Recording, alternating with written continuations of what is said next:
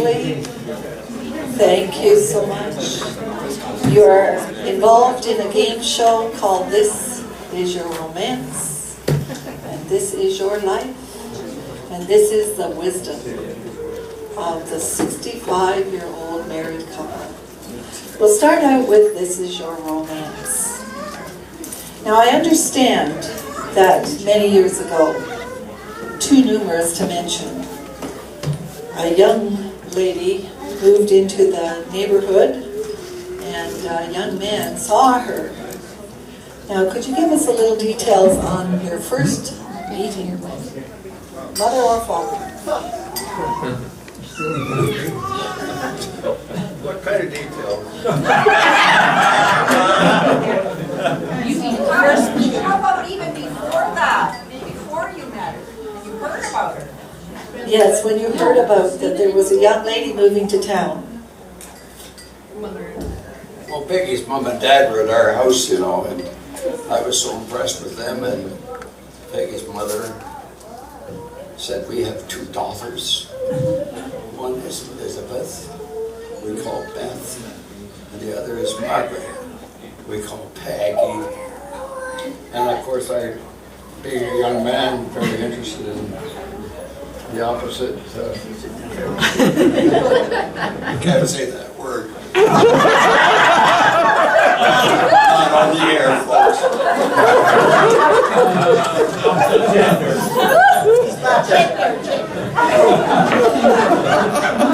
I'm so used to preaching, I don't know whether I like this. Anyway, yeah, so that's how it started, because Peg's dad and mother were terrific, especially. It was just wonderful to have somebody come into the home. The ministers were invited into the homes back then. And Peggy, I hadn't even seen her yet. But if she was anything like her parents, which she is, that would be something to meet. Anyway. Well, then you met her and you were quite smitten with her, and I understand you purchased some chocolate bar or something for her? But did it get to Mom? Oh, I was in high school and she was in public school. Anyway, I used to ride a bike. In those days we didn't have school buses, It's a very good thing that we even had cars, Anyway, I used to ride a bike and she'd be coming home from school and I would buy her a chocolate bar, which was quite expensive those days, 5 cents I think. And then I was too nervous to give it to her, so I ate the chocolate bar. Dave, what about the tomato plants in the truck that Dad tells about? What's that? The truck. The tomato plants in the truck. The Oh, well, tomato plants. that is not a true story. That's a fable. Now, just, you can ask your questions later. Yes. We have to keep this on the cue, Okay. Now, I do understand that Mom wasn't quite as smitten as Dad. And something about dishes and dishwater, Mother? Oh, here, Mom, you can tell. Yeah, we always threw our dishwater outside, because, well, I guess we didn't have septic. I can still feel it. And I was opening the door and whoosh.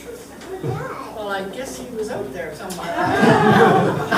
But I don't think I watched him. He moved. Okay, well, we won't go any further with that one.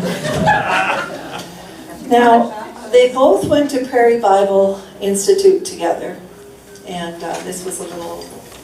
It's a Bible school, by the way. It's an institute, but it's a Bible Institute school. is a Bible school. And, before they went, they wrote letters back and forth, because Dad went out ahead, right? Yeah. Okay, good. And they had a special symbol that they put on their letters. Now, do you want to share that with us, or is that too precious? That's very precious. I don't remember it.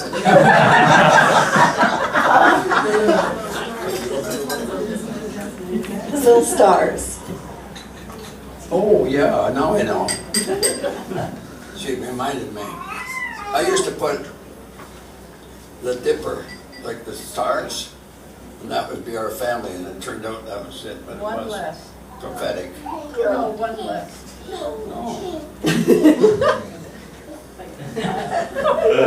It's the stars of the There Big was, Dipper. Okay. yeah, well, there's a little wee one there, I think that was it. And Yeah. If you count those, you'll find that's right. See, the stars of the Big Dipper, we put that right on there. They prophesied over us before we were That's born. enough of that. Now, what was your favorite date in the winter time?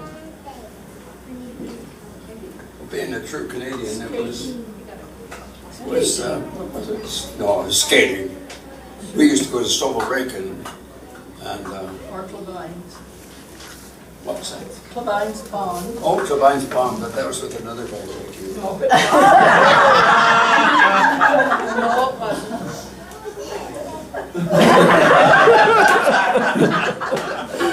Go on.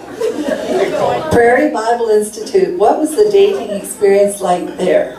Bible school. Now, this is interesting for those of you who think that, you know, that this is very restrictive. So you tell a little bit about your dating. Because you were engaged, weren't you, this time? Well, we pretended to be engaged so we could meet each other each month, wasn't it? Couldn't afford a regularly, but they said there was any engaged couple they could meet Once a month. once a month. And then one lady had a glass of no, not really, that's just a story. But the glass iron that would watch us.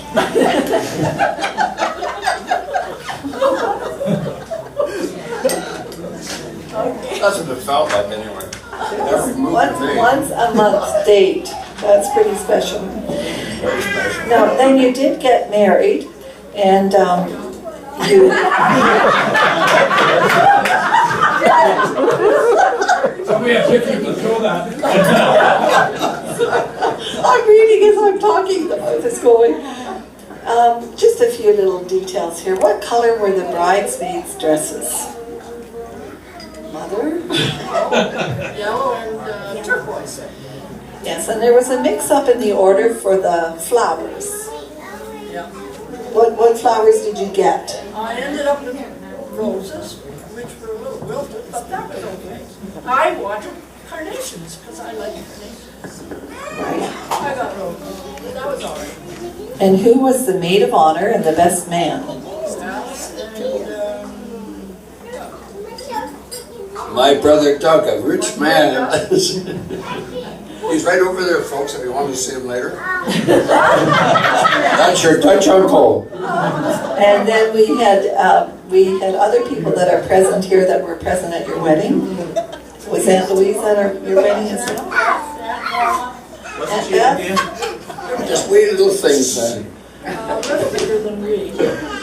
Yeah, Norma, yeah, Oh yeah, but Norma and Louise were just, and, Aunt Keith. Aunt Beth, yeah. Were you there? Oh, Helen was there. I was in utero. Oh, she was in utero. And now, how many people came to your wedding reception? We figured around a couple hundred. 300, I think. 300. She didn't know, so I was answering. I think 300. 300 people. And now, there's an interesting detail about this wedding reception. What kind of how did they get the food? the three churches all helped contribute for the Well, if you move forward, yeah. the three churches that Dad preached at, they all contributed, and we did ourselves too. And that was it. Yeah. Very nice. Very nice. And where did you go on your honeymoon? There are a lot of things to remember.